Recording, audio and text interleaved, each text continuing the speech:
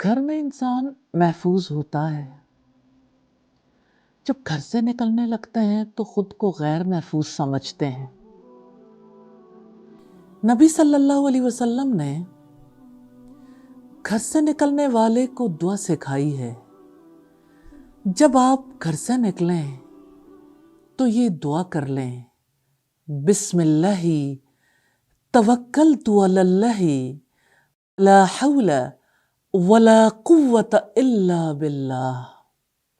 اللہ تعالیٰ کے نام سے میں نے اللہ تعالیٰ پر توکل کیا،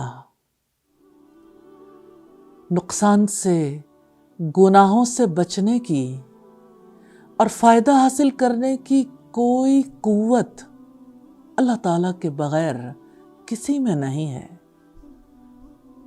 اس شخص سے کہا جاتا ہے آپ کی رہنمائی کی گئی، آپ کی کفایت کی گئی، آپ کو بچا لیا گیا۔ اس سے دوسرا شیطان کہتا ہے آپ کسی شخص پر کیسے مسلط ہو سکتے ہو جس کی رہنمائی کی گئی، جس کو کفایت کیا گیا اور جس کو بچا لیا گیا۔